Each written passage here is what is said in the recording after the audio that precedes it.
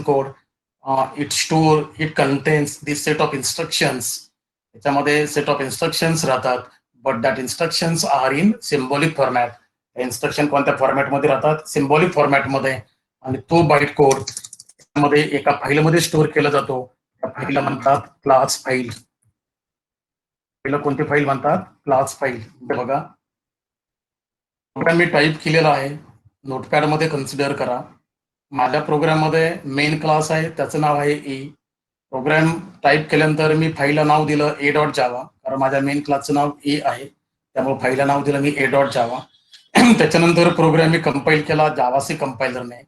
जावासी कंपायलरचे works काय काय बघा. What are the functions done by the javac compiler? पहिल्यांदा तो काय करतो? It checks the Java program. Java प्रोग्रामला चेक करेल, and if there is a syntactical error in Java program, then that error shows. कोण शो करतो? जावासी compiler.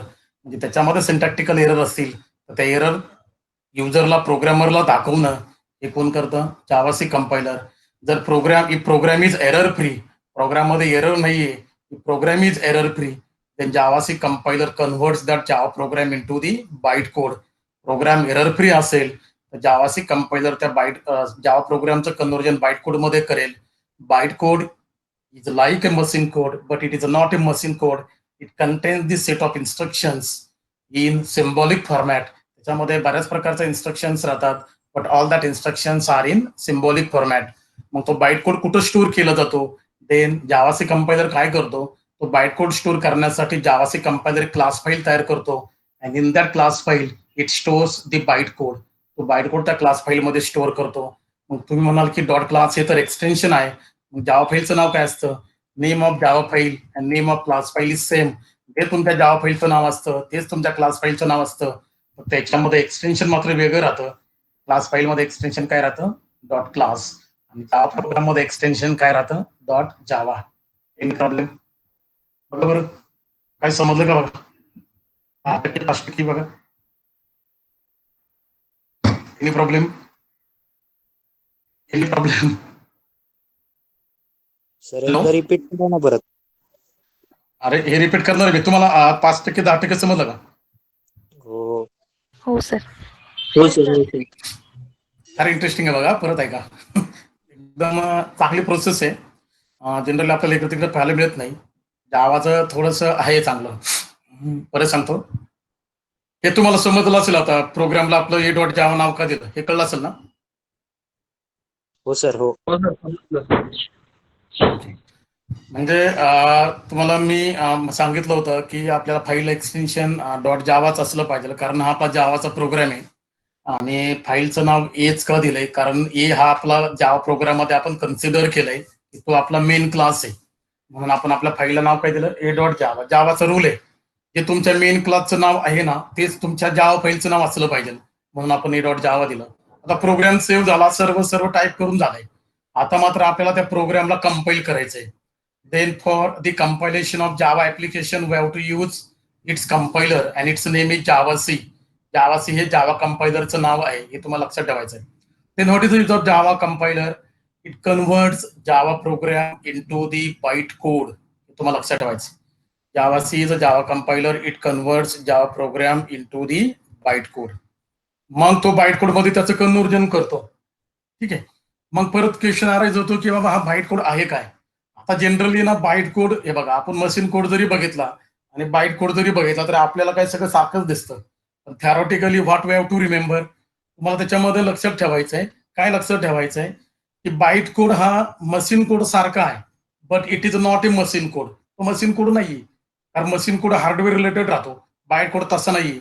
Bite code हा फक्त जावाचा आहे. जावासाठी, जावाच्या एन्व्हायरमेंटसाठीच तो लिमिटेड राहतो. म्हणून त्यांनी काय म्हटलंय? It is a like machine code but not a machine code. Then what is it actually? It contains this set of instructions. त्याच्यामध्ये वेगवेगळ्या बऱ्याच प्रकारच्या इन्स्ट्रक्शन्स राहतात. तुम्ही म्हणाल मग इन्स्ट्रक्शन कोणकोणत्या? आता समजा आपण आपल्या जावाच्या प्रोग्राम मध्ये लिहिलंय C equal to A plus B, म्हणजे काय झालं? आपण जावा प्रोग्रामला कंपायलरला इन्स्ट्रक्शन दिली, ए आणि बी चे ऍडिशन कर आणि सी मध्ये रिझल्ट स्टोअर कर. ही इन्स्ट्रक्शन झाली. मग तशाच इन्स्ट्रक्शन स्टोअर करणं हे कुणाचं काम राहतं? बाईट कोडचं. But that byte code stores that instruction in which format? Symbolic format. कोणत्या फॉर्मॅटमध्ये स्टोअर करतो? सिम्बॉलिक फॉर्मॅटमध्ये. आता मला सांगा, जावा कंपायलर काय काय करणार आहे? पहिल्यांदा जावा प्रोग्रामचं कन्व्हर्जन त्याने बाईट कोडमध्ये केलं. कधी करणार तो कन्व्हर्जन? जर जावाचा प्रोग्राम एरर फ्री असेल तर. तुम्ही मग काहीतरी प्रोग्राममध्ये टाईप करताल आणि तुम्ही कंपाईल करताल, म्हणणार आता माझा बाईट कोड तयार झाला. असं नाही होत आहे. If your program is error free, if there is no error in your application, then and then Java compiler converts that source program into the byte code. Error नसेल तरच त्याचं conversion byte कोडमध्ये होणार आहे. If there is an error in your Java application, then Java compiler shows all that errors on the screen. सर्वच्या सर्व error स्क्रीनवरती display करतो.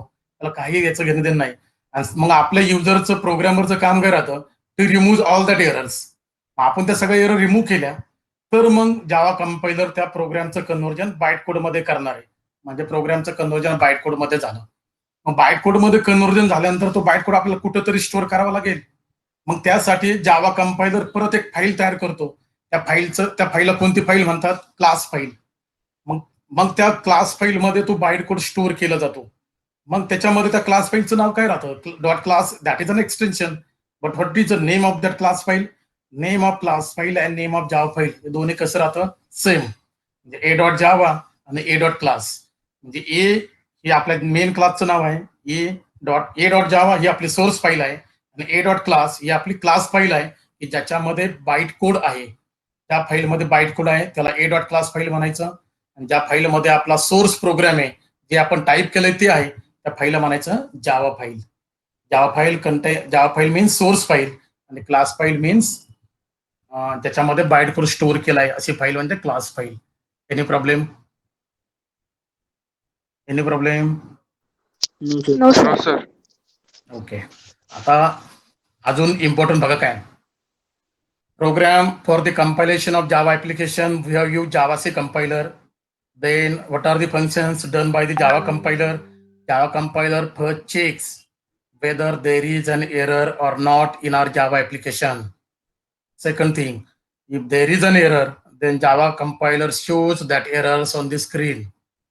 If there is no error in our application, then Java compiler converts that Java program into the bytecode and stores that bytecode into the class file. तो bytecode class file मध्ये store करतो. Name of class file and name of Java file is same, only change in extension.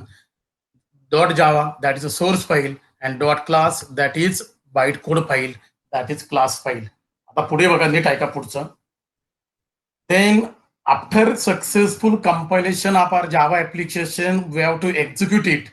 And for the execution of Java application, we have to use Java interpreter. Then see what is the name of Java interpreter. Java is the name of a Java interpreter. हे बघा, Java, that's the name of Java interpreter. त्याच्यानंतर तुम्हाला file execute करायची. मग तुम्हाला file कोणती execute करायची? Class file. Class file execute करायची म्हणजे तुम्हाला बाईट कोड एक्झिक्यूट करायचा आहे. आणि तुम्हाला सर्वांनाही लक्षात ठेवायचं आहे, त्यावेळी तुम्हाला बाईट कोड एक्झिक्यूट करायचा आहे, क्लास फाईल एक्झिक्यूट करायची आहे, त्यावेळी तुम्हाला प्रोग्रामचं एक्सटेन्शन देण्याची गरज नाही. ऍक्च्युली आपण कोणती फाईल एक्झिक्यूट करतोय? Class file. तुम्हाला लक्षात, लिसन, we are not executing our source application. We are not executing our source application. We are compiling our source application and we are executing our bytecode application. Means we are executing class file. And if you want to execute class file, in while execution of a class file, there is no need to give extension. Only we have to give name of that class file. तुम्ही programme कसा run करणार? Java A. What is the A? A is nothing but name of Java class file. कोणती file run करतोय आपण? Class file. म्हणजे आपण कोणता code run करतोय? Byte code. Is it clear? Clear? Yes, sir. Yes, sir. Is it clear to all? हो sir. Okay. तरी परत सांगतो कारण आपल्याला थोडस वेळ लागणार आहे, पण काय हरकत नाही. ऐका. After successful compilation of A Java application, bytecode is created. Bytecode create होतो. That bytecode is stored into the class file. तो bytecode class file मध्ये स्टोअर केला जातो. And after that we have to execute that Java application. Means which file we have to execute? We have to execute class file. we are not going to execute our source file. We have to execute our class file because in that file there is a byte code and Java interpreter फक्त आणि फक्त byte codeच execute करतो. It is not able to execute your source application. It only executes class file, that is byte code. And for the execution of byte code, we have to use Java interpreter. And what is its syntax? Java A. ह्या ठिकाणी आपण class file execute करतोय, ह्या ठिकाणी आपण bite code execute करतोय. तो byte code आपल्या ए डॉट क्लास फाईल मध्ये आहे आणि क्लास फाईल एक्झिक्यूट करताना तुम्हाला फाईलचं एक्सटेन्शन द्यायची गरज नाही, तुम्हाला फक्त फाईलचं नाव द्यायची गरज आहे. म्हणून या ठिकाणी मी असं दिलंय, Java A means I am executing Java class file, its name is A. मग मी ती जावा क्लास फाईल मी एक्झिक्यूट करतोय आणि ज्यावेळी ती फाईल एक्झिक्यूट होईल त्यावेळी मला काय मिळेल? Output. Any problem? Any problem? No, sir. No, sir. No. Now, most important part की जो आपण काल डिस्कस करत होतो, बघा काय. Here I have typed my Java application in Notepad. I have written one class in that. Its name is A. Because of that, I have saved that file as a.java. I have compiled that file by using JavaC compiler. After successful compilation, means in my file there is no error, so JavaC compiler converts that Java file into the bytecode and stores that bytecode into the a.class file.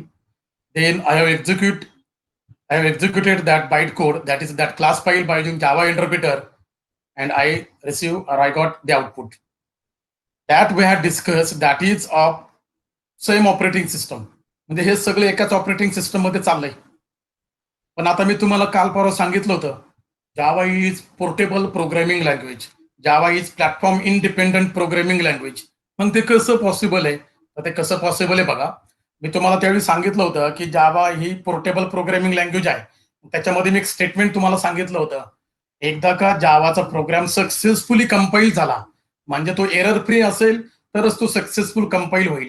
आणि successful compile झाल्यानंतर तुम्ही त्या प्रोग्रामला कोणत्याही operating सिस्टमवरती execute करू शकता. आता ते पॉसिबल कसे बघा. Consider I have type my Java application in Windows operating system. मी कुठं टाईप केला? विंडोज मध्ये, नोटपॅड मध्ये. फाईलला नाव हे दिलं, प्रोग्राम कंपाईल केला, एरर फ्री होता, त्यामुळे त्याचा बाईट कोड तयार झाला. आता हा जो बाईट कोड आहे ना, हा बाईट कोड ह्याच्यापासून मी एक एरो दाखवलाय बघा असा इकडे राईट साईडला. ठीक आहे, आता बघा तो काय. If you want to execute that bytecode on different operating system or suppose on Linux operating system, then what you have to do? काही तुम्हाला करायची गरज नाही. तुम्हाला काय करायचं बघा, इथे बाईट कोड तयार झालाय, दॅट बाईट कोड जो विंडोज मध्ये तयार झालाय तो तुम्हाला डिफरंट ऑपरेटिंग सिस्टम वरती एक्झिक्यूट करायचा आहे. म्हणजे तुम्हाला लिनक्स वरती एक्झिक्यूट करायचा आहे.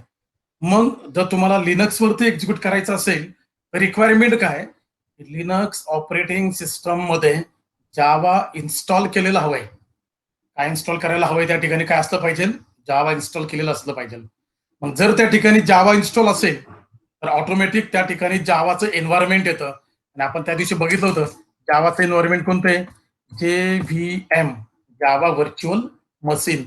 जावा लिनक्स मध्ये इन्स्टॉल असलं पाहिजे, म्हणजेच त्या ठिकाणी JVM असलं पाहिजे. आपण कन्सिडर करा की त्या ठिकाणी जावा इन्स्टॉल आहे, म्हणजेच त्या ठिकाणी जावाचं एन्व्हायरमेंट आहे, म्हणजेच काय आहे? JVM, Java virtual machine. जर त्या ठिकाणी JVM असेल, त्या ठिकाणी जावा व्हर्च्युअल मशीन असेल, देन त्या JVM मध्ये एक कंपायलर असतो. त्या कंपायलरला म्हणतात JIT compiler. Each and every JVM और each and every Java environment